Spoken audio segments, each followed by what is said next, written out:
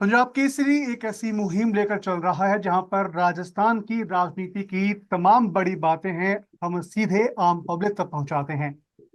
फिलहाल राजस्थान का उपचुनाव चल रहा है। नामांकन का आज आखिरी दिन था। तमाम बड़े नेता हैं, वो तमाम उपचुनाव जहां जहां होने हैं वहां वहां वो गए हैं। नामांकन वहां पर सभाओं में संबोधित किया है, जनता को संबोधित किया है, कई बड़ी बातें कही हैं और कई कुछ ऐसे बयान दिए हैं जो शायद राजस्थान की राजनीति में आज के दिन काफी ज्यादा चर्चाओं में रहेंगे। आखिर राजस्थान के उपचुनाव में क्या कुछ इस बार रहने वाला है। चुनाव भले ही छोटा हो लेकिन इस बार जो प्रतिष्ठा है वो तमाम बड़े नेताओं की अपनी दांव पर है। इस मुद्दे पर आज हम चर्चा करेंगे। हमारे साथ मौजूद हैं कांग्रेस के प्रवक्ता है गोविंद पटेल जी और बीजेपी से है नमस्कार। हितेंद्र जी। दोनों का आपका बहुत बहुत स्वागत है पंजाब केसरी पर। जी। क्योंकि सबसे पहले शुरुआत करेंगे बीजेपी से, क्योंकि सत्ता में आप हैं। हिंद जी, क्या लगता है कि चुनाव तो भले ही 7 सीटों पर है लेकिन जो प्रतिष्ठा है बीजेपी की भी तमाम बड़े नेता है उनकी दांव पर लगी हुई है।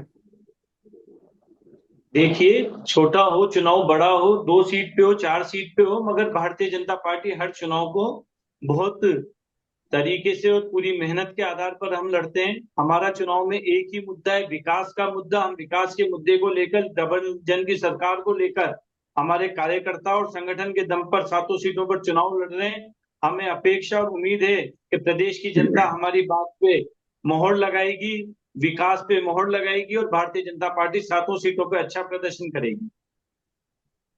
हितेंद्र जी, आप विकास की बात कर रहे हैं। विकास से मुझे याद आया कि गोविंद जी, विकास की बात लगातार बीजेपी करती रहती है कि विकास के दम पर हम आगामी चुनाव हैं वो लड़ रहे हैं। आपको क्या लगता है कि कांग्रेस की ओर से लगातार ऐसे स्टेटमेंट आते रहे हैं कि प्रदेश में विकास शायद हुआ ही नहीं है। देखिए, विकास के नाम पर इन्होंने कागजों में ही विकास किया है। आज 10 महीने हो गए इनकी सरकार बने हुए, लेकिन 10 महीने के दौरान इन्होंने ना किसान की सुनी, ना गरीब की सुनी, ना इन्होंने युवाओं की सुनी। आज युवा सड़क पर है, किसान मारा मारा फिर रहा है, और ये किस विकास की बात कर रहे हैं ये हमें समझ में नहीं आ रहा है। प्रदेश की जनता पूरी तरह से त्रस्त है। आपने देखा है किस तरह से कानून की स्थिति बिगड़ी हुई है। महिलाएं सुरक्षित नहीं है, महिलाओं पर अत्याचार बढ़े हैं। तो ऐसी स्थिति में किस विकास की बात कर रहे हैं, वो हमारी समझ से परे है और प्रदेश की जनता को भी ये समझ से परे है। तो ये हो सकता है इनके पास कोई विकास नाम की कोई पर्ची दिल्ली से आई हो, क्योंकि ये तो पर्ची की सरकार है, तो उसी के आधार पर ये विकास की बात कर रहे हैं। हितेन जी, पर्ची की जहां तक बात है, हाल ही में मुख्यमंत्री ने जगह सभा को संबोधित करने गए थे जहां पर वो कैंडिडेट हैं, उनका नाम भी लगातार वो 3 बार उन्होंने गलत कहा था। लेकिन जब पीछे से कोई पर्ची आती है तो उस पर्ची के बिहाफ पे फिर वो उस नाम को सही बोलते हैं। आखिर क्या कारण है कि विपक्ष लगातार जब भी हमले करता है तो पर्ची का जिक्र है वो हर बार होता है। देखिए, हमारे यहाँ पे सभी कार्यकर्ताओं को मौका मिलता है, किसी भी कार्यकर्ता को मौका मिल सकता है जिसका नाम भी कोई नहीं जानता हो। ऐसे बहुत से उदाहरण है। मगर यहाँ पे ये जो पर्ची सरकार बोलते हैं, 3 बार गहलोत साहब जब मुख्यमंत्री बने, तीनों बार मुख्यमंत्री का चेहरा और नेतृत्व किन्हीं और लोगों का था। मदेरना जी का नेतृत्व था, सीपी जोशी जी का नेतृत्व था, पायलट जी का नेतृत्व था। तीनों बार जब गहलोत साहब के मुख्यमंत्री रहते चुनाव हुए तो कांग्रेस की दुर्दशा हुई। फिर ऐसा कौन सी पर्ची आती है दिल्ली से जो गहलोत साहब फिर बार बार मुख्यमंत्री बन जाते हैं? तो इस विषय पे अगर कांग्रेस ना बोले तो ही ज्यादा अच्छा रहेगा। जहां तक इन्होंने महिला सुरक्षा की बात करी, महिला सुरक्षा को लेकर हमारी सरकार प्रतिबद्ध है। महिला सुरक्षा को लेकर हमने विपक्ष में रहते हुए भी बड़े आंदोलन चलाए थे। महिला सुरक्षा को लेके हम लोगों ने प्रत्येक थाने में महिला हेल्प डेस्क की स्थापना करी है। युवाओं को लेकर जो इन्होंने पिछली बार दर्जन बार, 1.5 दर्जन बार पेपर लीक हुए थे, उस पर कार्रवाई करी, 8 नई एफआईआर दर्ज हुई, 60 से अधिक लोगों को गिरफ्तार किया हुआ, एसआईटी का गठन हुआ, एंटी गैंगस्टर फोर्स का गठन हुआ। कानून व्यवस्था, विकास और युवाओं के मुद्दे को लेकर भारतीय जनता पार्टी पूरी तरह से समर्पित होकर काम कर रही है। किसानों के लिए हमने किसान सम्मान निधि को बढ़ाकर 6,000 से 8,000 किया, और ये सब काम हम कब कर रहे हैं? जब हमारी सरकार अभी आई है, शुरुआत हुई है। गहलोत साहब ने 4.5 साल बाद घोषणाओं का पिटारा खोला था जिसका बोझ हमें ढोना पड़ रहा है। कई जिले जो कि अनावश्यक थे फिर भी गहलोत साहब ने उनकी घोषणा कर दी थी, बना दिया था, और कोई उनके लिए व्यवस्था नहीं करके गए थे। तो कांग्रेस विकास और पर्ची के बारे में बात ना करे तो ही अच्छा रहेगा। हितेन जी, बात वो ठीक है कि भाई कांग्रेस सरकार में शासनकाल में क्या हुआ क्या नहीं हुआ, लेकिन फिलहाल आज हम जो बात कर रहे हैं वो बात कर रहे हैं कि उपचुनाव को लेकर के जो तमाम बड़े चेहरे हैं उनकी प्रतिष्ठा दांव पर है। सबसे पहले दौसा से मैं शुरुआत करूंगा हितेन जी आपसे कि दौसा के अंदर जो टिकट है उसको लेकर के भी काफी बड़ी प्रतिष्ठा है। किरोड़ी लाल मीणा है, उनकी दांव पर लगी हुई। क्या लगता है कि दौसा सीट है, आप लोग निकाल पाएंगे? देखिए, डॉक्टर साहब को एक सीट पे बांधना डॉक्टर साहब के व्यक्तित्व के साथ अन्याय होगा। डॉक्टर साहब पूरे प्रदेश के नेता हैं, जी। पूरे प्रदेश में उनकी एक लड़ाका की छवि है। उन्होंने पूरे प्रदेश में सिर्फ दौसा के लिए आंदोलन नहीं करे।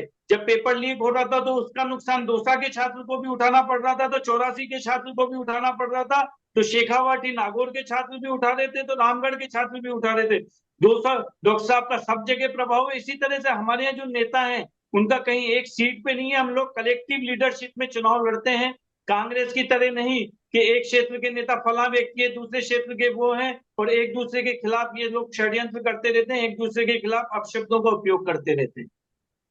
नहीं हितेन जी, बात वो नहीं, बात ये कि जिस सीट की हम बात कर रहे हैं, इससे पहले भी कई वीडियोस थे उनके सोशल मीडिया पर चले थे कि जिसमें किरोड़ीलाल मीणा है वो खुद कह रहे हैं कि मेरे भाई को वहां से टिकट दीजिए। उसके बाद जब उनसे बात की गई तो उनकी ओर से कहा गया कि मेरी ओर से कोई भी ऐसा प्रयास है वो नहीं किया गया है। क्योंकि ये जो सीट है काफी ज्यादा इस समय सुर्खियों में है, क्योंकि ये सीट की अगर बात कर ले तो इस सीट पर जहां एक तरफ किरोड़ीलाल मीणा है तो वहीं दूसरी तरफ सचिन पायलट है। इन दोनों की जो प्रतिष्ठा है वहां पर लगी हुई है। हमारे लिए हर सीट प्रतिष्ठा का सवाल है। डॉक्टर साहब के भाई वहां लड़ रहे हैं तो ये जाहिर सी बात है कि उनका ध्यान वहां पे ज्यादा रहेगा। मगर डॉक्टर साहब अन्य जगह भी जहां जहां पार्टी उनको बोलेगी वो सब जगह जाके प्रचार करेंगे और सब जगह प्रतिष्ठा का प्रश्न बनाते हुए भारतीय जनता पार्टी को जिताएंगे। किसी एक व्यक्ति के लिए चुनाव नहीं हो रहा। वो डॉक्टर साहब के भाई है, सिर्फ इसी वजह से उनको टिकट नहीं मिला। वो समाज सेवा से जुड़े रहे हैं, प्रशासनिक स्तर पे जुड़े रहे हैं, और जब से उन्होंने वीआर लिया उसके बाद से लगातार उस क्षेत्र में सेवा कर रहे हैं। इस कारण से उनको वहां टिकट मिला। नहीं हितेन जी, अगर मैं इसके रिगार्डिंग अगर बात करूं तो जो सीट है वो जनरल कैटेगरी पे सीट आती है। दोनों ही पार्टियों की ओर से मेरा सवाल ये रहता है कि जब वो जनरल कैटेगरी की सीट है तो वहां पर एससी एसटी का वोट बैंक क्या किस कारण से दोनों ही पार्टियों ने वहां पर जनरल कैटेगरी के उम्मीदवार को दरकिनार करते हुए एससी एसटी वोटर्स को वहां पर टिकट दी है? सीधा पहला सवाल हितेन जी से हम बात कर लेंगे, उसके पहले हम जान लेते हैं गोविंद जी से कि आखिर गोविंद जी वहां पर ऐसी क्या मजबूरी आ पड़ी कि जनरल कैटेगरी का उम्मीदवार है आपको वहां पर नहीं मिला?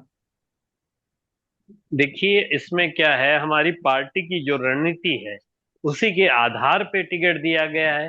सामने जो टिकट फाइनल हुआ उसके बाद टिकट दिया गया है, तो एक रणनीति के तहत वो एक हमारी रणनीति है संगठन की और हमारे नेताओं की, तो उसी के आधार पर टिकट वितरण हुआ है। तो इसमें कोई ऐसी मजबूरी जैसी कोई बात नहीं है, क्योंकि हम सातों सीटों पे, उपचुनाव में सातों सीटों पे हम जीत रहे हैं, कांग्रेस पार्टी जीत रही है। ये बात कर रहे थे अभी किसान की, ये बात कर रहे थे महिलाओं की। आपको मैं बताना चाहता हूं कि हमारी कांग्रेस, पूर्ववर्ती कांग्रेस सरकार ने किसानों के लिए प्याज भंडारण को लेकर एक योजना लागू की थी, जिसमें प्याज भंडारण स्टोरेज के लिए किसान को अनुदान दिया जाता था। वर्तमान की भाजपा सरकार ने अनुदान रोक दिया, ना तो अनुदान दिया है उन्हें, ना ही नए अनुदान स्वीकृत किए। तो ये किस आधार पे किसानों की बात कर रहे हैं और ये महिलाओं की बात कर रहे हैं? आज ही मैंने एक समाचार पत्र में महिलाओं के बारे में पढ़ा कि इस तरह से, मतलब महिलाओं पर अत्याचार हो रहा है कि आप सोच नहीं सकते। मैं यहाँ स्टूडियो में वो चीज आपको बता नहीं सकता, लेकिन आप पत्रकार हैं, आपसे हर चीज सामने है, आपसे आपसे कुछ छुपा नहीं है।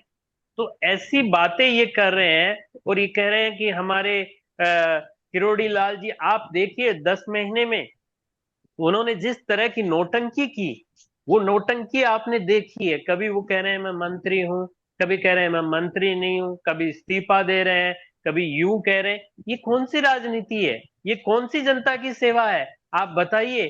कहीं ना कहीं उनके खुद के मन में मुख्यमंत्री बनने का सपना था, जो उनका पूरा नहीं हुआ। वही खीस या वही गुस्सा वो आम जनता पे निकाल रहे हैं। हितेन जी, जनता इतनी जी त्रस्त जी थी। जी, गोविंद जी, हितेन जी आप सीधा ही कहा है कि मुख्यमंत्री बनने का सपना किरोड़ीलाल मीणा है वो देख रहे हैं, तो इसलिए वो इस तरह की जो बयानबाजी है या फिर इस्तीफे की राजनीति है लगातार वो खेल रहे हैं। हितेन जी, आप क्या कहेंगे इस पर? देखिए, मुख्यमंत्री बनने का अगर उनका सपना रहा होगा तो इसमें कोई बुराई नहीं है। मुख्यमंत्री बनने का सपना सब देखते हैं जो राजनीतिक क्षेत्र में आए। हम लोग भी राजनीतिक क्षेत्र में हम भी सोचते होंगे कि कभी एमएलए बनेंगे, एमपी बनेंगे या और कुछ बनेंगे, जनता की सेवा के लिए और मौके मिलेंगे, तो इसमें बुराई क्या है अगर उनने ऐसा। मगर कहीं भी जहां तक मुझे ध्यान है, सार्वजनिक रूप से उनका एक भी बयान इस बारे में नहीं आया। उन्होंने इस्तीफा दिया था क्योंकि लोकसभा चुनाव को लेकर वो आहत थे, उनकी बात जनता के बीच में नहीं रह पाई थी, इस वजह से उन्होंने भावनात्मक रूप से इस्तीफे का घोषणा की थी। पार्टी ने उनके इस्तीफे को कभी भी स्वीकार नहीं किया गया। वो भारतीय जनता पार्टी की सरकार में मंत्री हैं और चुनाव में अपना 100% दे रहे हैं। नहीं, आपने अभी एक बात कही कि जो पार्टी में या फिर जो राजनीति में आते हैं वो सीएम बनने के लिए आते हैं, लेकिन जनता की सेवा के लिए क्या सीएम बनना जरूरी है या फिर नॉर्मल रहकर भी जनता की सेवा की जा सकती है? देखिए, नॉर्मल रह के भी जनता की सेवा कर रहे हैं। आप पत्रकारिता का धर्म निभाते हुए जनता की सेवा कर रहे हैं, जनता की आवाज उठा रहे हैं। हम राजनीतिक दल में काम करते हुए हमारी काम कर रहे हैं, कोई किसानी करके कर रहा है। सब लोग अपने अपने स्तर पे समाज के लिए, कहीं ना कहीं देश के लिए काम कर रहे हैं। और अपने अपने क्षेत्र में जो भी जिस क्षेत्र में काम कर रहा है वो उस क्षेत्र में उन्नति करना चाहता है, इसमें कोई बुरी बात नहीं है। जी कोई किसान है वो चाहता है अच्छी से अच्छी में खेती कर सकूं, नौकरी पेशा चाहता है कि मैं और अच्छी नौकरी करूं, अच्छा उसमें आउटपुट दे सकूं, इसमें कहाँ बुराई है। जी, गोविंद जी, फिलहाल बात करेंगे दौसा की कि दौसा की हमने जितनी बात करी उसमें ये जानने को मिला है कि इस उम्मीदवार की हमने बात कर, लेकिन दौसा के बाद अगर हम थोड़ा आगे बढ़ते हैं तो देवली उनियारा सीट की जी अगर हम बात कर लें, देवली उनियारा सीट पे भी तमाम तरह से लगातार आरोप प्रत्यारोप के दौर चल रहे थे। विजय बैसला की अगर बात कर लें या फिर और किसी उम्मीदवार की बात कर लें, लेकिन दौस देवली उनियारा के अंदर फिलहाल अभी ही ये अपडेट जो निकलकर सामने आई है, कुछ देर पहले हम बात भी कर रहे थे कि नरेश मीणा ने वहां से ऐलान कर दिया है कि वो वहां से टिकट लड़ेंगे।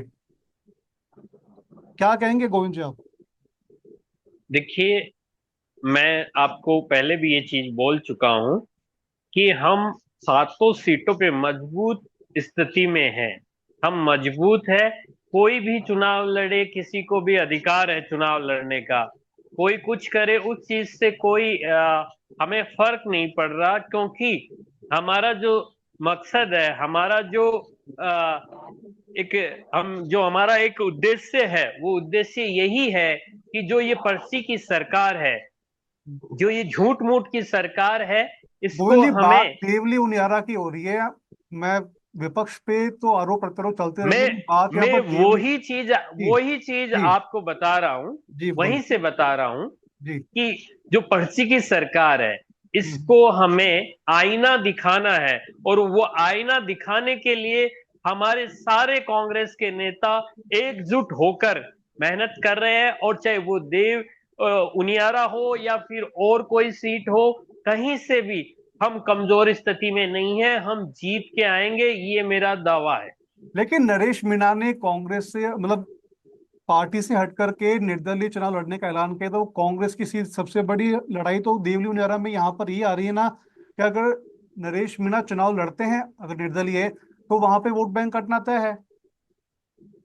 देखिए, वो पार्टी के सीनियर लीडर तय करेंगे कि उन्हें अगर किसी तरह से मनाया जा सकता है, कोई बात हो सकती है, वो पार्टी के सीनियर लीडर तय करेंगे। उसमें मैं क्या बता सकता हूं? मैं तो इतना बता सकता हूं, जो परिस्थिति स्थिति है वो जी। बता सकता हूं, क्योंकि मैं भी कई जगह गया हूं। कई जगह के मैंने दौरे किए हैं, मैंने देखा है। वहां की स्थिति के हिसाब से मैं आपको बता रहा हूं कि हम अच्छी स्थिति में। क्योंकि फिलहाल जिस तरह बात कर लें गोविंद जी की, जो उनका स्टेटमेंट है अपने समर्थकों को संबोधित करते हुए, वो कहते हैं कि भाई स्क्रिप्ट भी मैं लिखूंगा और अभिनय भी मैं ही करूंगा, मेरी फिल्म में हीरो भी मैं ही हूँ और विलन भी मैं ही हूँ। नरेश मीणा चुनाव नहीं लड़ता, युद्ध लड़ता है। हितेन जी। देख देखिए, नरेश मीणा चुनाव लड़ रहे हैं, ये लोकतांत्रिक अधिकार है, इस विषय पे मैं कुछ नहीं कहना चाहूंगा। मगर देवली उनियारा को लेके जिस तरह की बातें कांग्रेस के लिए सामने आई है, वहां के टिकट को लेके सामने आई है, कांग्रेस के वरिष्ठ नेता वरिष्ठ अधिकारी रहे नमो नारायण जी मीणा के जिस तरह के वक्तव्य सामने आए हैं, ये चिंता का विषय है। लोकतंत्र में इस तरह की बातें नहीं होनी चाहिए।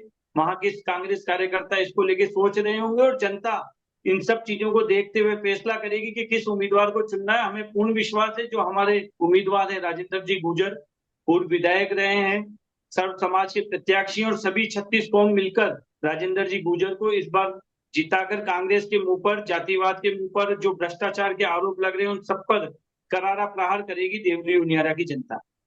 ठीक है, तीसरी सीट की अगर बात कर ले तो खींवसर की अगर हम बात कर ले तो खींवसर सीट से क्या लगता है कि रेवतराम डांगा पर बीजेपी की ओर से विश्वास व्यक्त किया गया है, क्या लगता है आपको कितना फायदा आपको मिलने वाला है? देखिए, रेवत राम जी डांगा वहां के लोकप्रिय प्रत्याशी हैं, लोकप्रिय नेता हैं। पिछली बार भी 2050-60 वोट के लगभग उनकी हार हुई थी किन्हीं कारणोंवश, मगर अभी पूरी पार्टी कम सीटों पर चुनाव है तो हम अधिक ध्यान दे पाएंगे। और मुझे पूरा विश्वास है कि रेवत राम जी डांगा पिछली हार का हिसाब इस चुनाव में बेनीवाल साहब से पूरा करेंगे और भारतीय जनता पार्टी खींवसर सीट जीतेगी, क्योंकि कांग्रेस वहां पे किसी तरह की फाइट में नहीं है, ये सबको पता है। सर्वविदित है कि 84 सलूमपुर, यहाँ पे कांग्रेस कोई फाइट में नहीं है, आपस में झगड़े चल रहे हैं। रघुवीर मीणा जी ने क्या बोला था आप सबने देखा है, आज भी मैं समाचार आपको एक बार बीच में रोकना चाहूंगा। जितेंद्र जी, आप कह रहे हो कांग्रेस पार्टी कहीं फाइट में नहीं है, ये आपके लिए लागू होता है, आप कहीं फाइट में नहीं आ रहे हो। ये जो आप बता रहे हो वहां पिछले परिणाम भी देख सकते हैं आप। आपकी जो स्थिति होने वाली है ना, उसके लिए आप तैयार रहिए, क्योंकि आप जो बात कह रहे हो कि कांग्रेस के आपसी झगड़े आपके भी दिख रहे हैं। आप डैमेज कंट्रोल करने के लिए आपके मुख्यमंत्री उतर रहे हैं, खुद उतर रहे हैं, तो इससे बड़ी क्या बात होगी, बताओ आप। आपको किसने मना करा उतरने के लिए? आपके यहाँ कोई उतरने को तैयार नहीं रहता, आपके यहाँ पे भड़काने के लिए तैयार रहते हैं लोग एक दूसरे को। डोडासरा जी का कैंडिडेट है तो पहले साहब गहलोत साहब दूसरे विरोधियों को भड़का देंगे। हमारा कैंडिडेट कांग्रेस का है, डोटासरा जी का, अशोक गहलोत जी का, सचिन पायलट जी का या जूली जी का कैंडिडेट नहीं है। हमारा कैंडिडेट कांग्रेस का कैंडिडेट है और हमारा निशान हाथ का निशान है। आपकी तरह ये इसका है, वो उसका है, वो हमारी पार्टी में ये चीज नहीं है। हाथ के निशान पे पटेल साहब, मैं आपको जवाब देना चाहूंगा। जी जी जी। लोकसभा चुनाव में बांसवाड़ा डूंगरपुर में कौन हाथ के खिलाफ वोट मांग रहा था? हाथ के चुनाव चिन्ह पे ही प्रत्याशी चुनाव लड़ रहे थे ना वहां आपके, उनके खिलाफ कौन वोट मांग रहा था? वो हमारी पार्टी का गठबंधन था, वो हमारी पार्टी का गठबंधन था, उसमें भी भाजपा की राजनीति थी। उसमें भी भाजपा की राजनीति थी। हमारे जो कांग्रेस के जो सिंबल दिए थे उनको इन लोगों ने भड़काया, इनको हमारी जो पहुंच थी उससे दूर करने का प्रयास किया। आपके लोग आपकी बात नहीं मानते कि आपके नेताओं की? नहीं, आपने उनसे हमने संपर्क ही नहीं होने दिया। संपर्क ही नहीं हुआ आपका आपके प्रत्याशियों से? बड़े आपने होने नहीं दिया, आपने होने नहीं दिया उन लोगों के, आपने उन गोविंद जी, लोगों को हितेन जी, भड़काने का काम किया है। जी, आरोप प्रत्यारोप का दौर लगातार चलता रहेगा, लेकिन फिलहाल हम थोड़ा आगे बढ़ते हैं। लेकिन 84 सीट की बात कर ले, 84 सीट को लेकर के फिलहाल रणनीति कैसी है आप दोनों पार्टियों की? क्योंकि जिस तरह बात कर ले 84 के अंदर कांग्रेस की ओर से जो कैंडिडेट उतारा गया है महेश रोत, वो फिलहाल अभी नए कैंडिडेट हैं, पुराना उनका अनुभव उनके परिवार का है। तो आपको क्या लगता है कि 84 सीट पर किस रणनीति के तहत कांग्रेस पार्टी काम करेगी?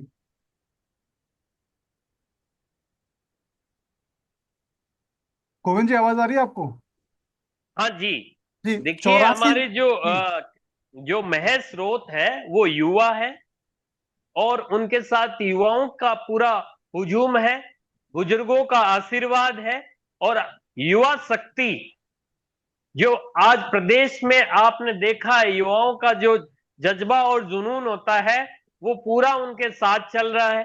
तो ऐसी स्थिति में है, हम चुनाव वहां से भी जीत रहे हैं और इसमें राजनीति में परिवार का जो सहयोग है वो एक मार्गदर्शक के रूप में उनको मिलेगा। पूरे परिवार का सहयोग मिल रहा है, पूरे कांग्रेस परिवार का सहयोग मिल रहा है और वहां के लोगों का सहयोग मिल रहा है। आप देखिए वहां जो इनकी सभाएं, जो इनके नामांकन, उन सब में देखिए आप किस तरह से एक युवा को मौका दिया गया, और युवा को अगर मौका मिलता है तो ये अच्छी बात है।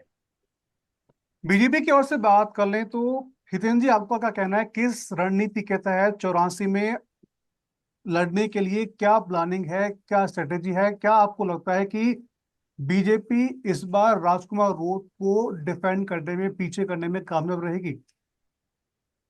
देखिए, भारतीय जनता पार्टियों ने आदिवासी समाज के लिए केंद्र सरकार ने, राज्य सरकार ने जो काम किए हैं, इनके आदिवासी मंत्री ने गौरव के लिए बयान जो दिया काम था ना, किया है। इनके मंत्री ने बयान दिया था ना आदिवासी समाज के एक लिए। मिनट, एक काम मिनट। कर रहे हैं ना ये। जी एक मिनट गोविंद जी, एक मिनट। हितेन जी बोले। हाँ, हम लोग ने आदिवासी समाज के लिए सर्वाधिक काम किया है। आदिवासी महिला को राष्ट्रपति बनाने का काम किया तो भारतीय जनता पार्टी ने करा, और आदिवासियों के लिए कई तरह की योजनाएं लेके हम लोग आए हैं। हितेन हमें जी, पूर्ण बात विश्वास है 84 कि सीट की हो रही है। जो भ्रम पार्टी ने फैलाया था, उस भ्रम को हम दूर करते हुए भारतीय जनता पार्टी वापिस से 84 सीट पे जीत दर्ज करने के लिए प्रयासरत है। अभी एक मंत्री के स्टेटमेंट की बात करें गोविंद पटेल जी, इस पे क्या कहेंगे आप? कौन सा स्टेटमेंट, मेरे को पूरा अभी ध्यान नहीं है, आप बता दें एक बार, मैं बोल दूंगा। मेरे को जानकारी नहीं है किस स्टेटमेंट की बात कर रहे हैं गोविंद जी। क्या कहेंगे बताइए गोविंद? गोविंद जी, कौन सा स्टेटमेंट। आपके मंत्री ने आदिवासी समाज के लिए क्या कहा वो आपको पता नहीं है, तो फिर आप आप किस बताइए तरह ना, की बात कर रहे हो कि आप आदिवासियों के लिए बताइए। हम क्या कर रहे हैं? अरे आप इतना बड़ा बताइए किस आंदोलन, विषय पे बोल रहे इतना हैं। बड़ा आंदोलन वहां के आदिवासी समाज ने किया, वहां के आदिवासी समाज के लोगों ने किया आपको कि ध्यान है हमारा मंत्री जी डीएनए ने चेक इसमें कीजिए, हमारा डीएनए चेक कीजिए। उन्होंने कहा आपको पता चल जाएगा कि आदिवासी समाज क्या है, और आप हाँ कह रहे हो हमें हमारे पता ही नहीं है। क्यों आदिवासी जनता बोले को कि गुमराह भाई, कर रहे हो? क्यों जनता को गुमराह करने का काम कर मंत्री रहे जी हो ने आप? यही तो बोला इस था तरह कि की हमारा बातें, और उनका क्योंकि वो डीएनए नहीं आपके है। आपकी पार्टी ने, आपके पार्टी के मंत्री ने खिलाफ बयान दिया था, इसलिए आप उसके लिए ये कह रहे हो कि मुझे पता नहीं है। बड़ी शर्म की बात है ये चीज, क्या आप ये कह रहे हो? नहीं, मंत्री जी ने उस विषय पे उसी समय पे अपना स्टेटमेंट जारी कर दिया था और वो विषय वहीं खत्म हो गया था।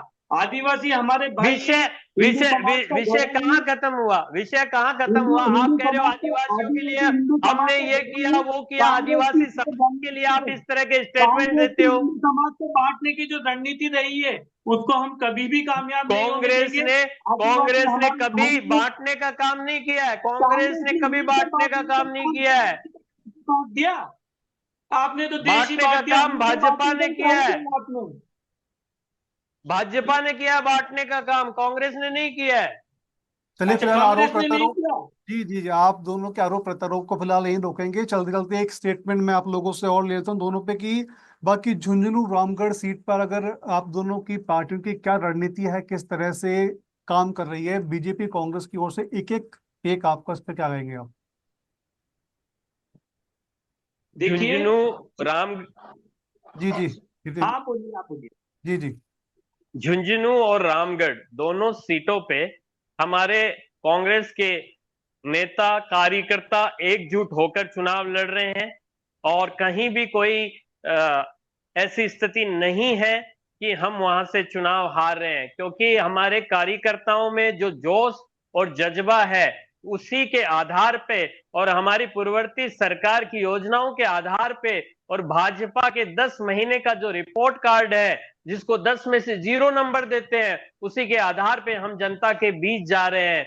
और हमारे कांग्रेस के प्रदेश अध्यक्ष गोविंद सिंह डोटासरा जी, हमारे पूर्व मुख्यमंत्री अशोक गहलोत जी, हमारे नेता सचिन पायलट जी, हमारे नेता टीकाराम जी जूली जी, उन्हीं के सभी के नेतृत्व में हमारे कांग्रेस के कार्यकर्ता एकजुट होकर प्रचार प्रसार कर रहे हैं, और इसका परिणाम आप सब लोगों के सामने होगा, और हम ये सातों सीट जीत के आएंगे, और इनको प्रदेश की जनता, जो इन्होंने 10 महीने में जो काम किया उसका जवाब वोट की चोट करके देगी।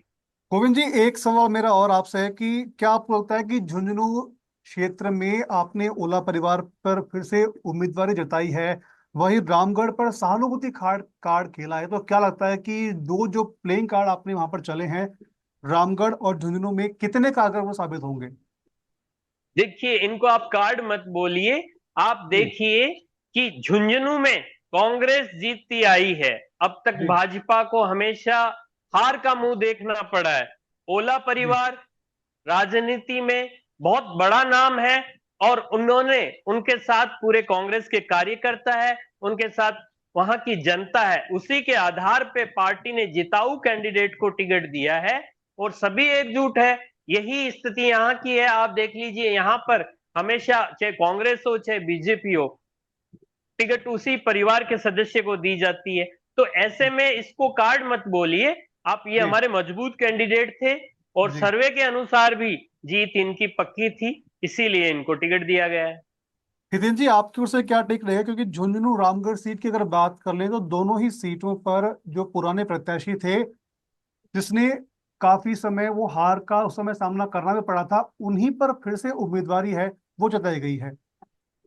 देखिए, झुंझुनू में हम लोगों ने यमुना जल समझौता किया है, लोगों में वहाँ उत्साह है। राजेंद्र जी भाभू वहाँ के लोकप्रिय जनप्रिय नेता हैं, और पिछली बार भी जब वो चुनाव लड़े थे इंडिपेंडेंट भी, तो बड़ी संख्या में लोगों ने उनको जन समर्थन दिया था। उसी तरह से रामगढ़ में जो एक ही परिवार द्वारा तुष्टीकरण की राजनीति करके कांग्रेस लड़ रही है, इस बार पूरी भारतीय जनता पार्टी एकजुट है। पिछली बार कहीं ना कहीं दोनों जगहों पे बिखराव हुआ था, इस कारण से हम लोग वहां पे चुनाव नहीं जीत पाए थे। इस बार सब लोग एक साथ पूरे एकजुट होकर एक मन से भारतीय जनता पार्टी को जिताने के लिए हम लोग लगे हुए हैं। तो दोनों सीटों पे हमारा अपेक्षित परिणाम आएगा, जनता डबल इंजन की सरकार पे मोड़ लगाएगी और हम ये दोनों सीटें भी अन्य सीटों की तरह जीतेंगे। हितेन जी, लास्ट सवाल आपसे है कि गोविंद सिंह डोटासरा है, उनका स्टेटमेंट आज काफी ज्यादा सुर्खियां बटोर रहा है। वो कह रहे हैं कि किरोड़ीलाल मीणा है, उनकी भवानी है, वो रूठ गई थी, उनको मना लिया गया है। इस पर क्या कहेंगे आप? देखिए, डोटासरा जी क्या कहते हैं क्या नहीं कहते हैं ये वो जाने, मगर किरोड़ी लाल जी कभी कहीं नहीं रूठे थे। आपदा के समय भी जनता के बीच में काम कर रहे थे, ट्रैक्टर पे बैठ के भी अगर कोई किसी की सेवा कर रहा था तो किरोड़ी लाल जी कर हाँ, रहे थे। हेलीकॉप्टर मांगा था उन्होंने, हेलीकॉप्टर नहीं दिया आपने, तो ट्रैक्टर पे जाएंगे। बिल्कुल। हाँ, जिस पे भी गए, हम तो कहना चाहते हैं कांग्रेसी कहाँ थे उस समय पे। मैंने इस सवाल को कई बार कई कांग्रेस के लोगों से पूछा कि भाई जब आपदा आई थी तो आप विपक्ष का फिर प्रमुख दल हैं, आप फिर लोग कहाँ दूसरे थे? दिन मुख्यमंत्री हेलीकॉप्टर में अकेले घूम रहे हैं, मंत्री को साथ में आप नहीं लोग घुमा कहाँ रहे थे? हैं। हमारे तो मुख्यमंत्री जी भी घूम रहे थे, आपका राहत मंत्री भी घूम रहे थे, बूथ कार्यकर्ता भी घूम रहे थे, जिलाध्यक्ष भी घूम रहे थे, विधायक भी घूम रहे थे जनसेवा में। कांग्रेस कहाँ थी? जी जी। कांग्रेस के कार्यकर्ताओं ने, कांग्रेस के पदाधिकारियों ने भी पूरा काम किया है, ऐसी बात नहीं है। आप आरोप दिखा लगा नहीं सकते कहीं हो, भी, लेकिन इसका मतलब आपको दिखेगा भी नहीं, आपको दिखेगा भी नहीं, मीडिया क्योंकि को भी आप नहीं तो दिखा देखना ही कहीं नहीं भी, चाहते ना। आप देखना ही मीडिया नहीं को भी नहीं चाहते। दिखा कहीं भी, क्यों नहीं दिखे? सब जनता दिखे को हैं। भी आप नहीं दिखा। देखिए, उस दिन का आप समाचार पत्र देखिए, उस दिन के आप न्यूज चैनल देखिए, हाँ हाँ, कहाँ बिल्कुल नहीं दिखा देखा है, ये हम लोगों बताइए। ने उस पर लेकिन भी इस विषय पे बात करी पूरे है। प्रदेश की जनता तो आपके मुख्यमंत्री और आपके मंत्री की नौटंकी देख रही थी। चलिए, फिलहाल तमाम बातों पर हम विराम लगाते हैं। तमाम शुक्रिया, कांग्रेस से गोविंद पटेल जी और बीजेपी से हितेन शर्मा जी, आप दोनों का बहुत बहुत शुक्रिया तमाम अपना कीमती समय निकालने के लिए। लेकिन जिस तरह से बात कर लें, राजस्थान की राजनीति में आज उपचुनाव का नामांकन का आखिरी दिन था। तमाम जो उम्मीदवार थे उन्होंने अपने नामांकन है वो भर दिए हैं। खैर, आने वाला समय है, उसमें किस तरह की रणनीति के तहत दोनों पार्टियां काम करती है, यह देखने वाली बात होगी। लेकिन तब तक के लिए आप देखते रहिए पंजाब केसरी।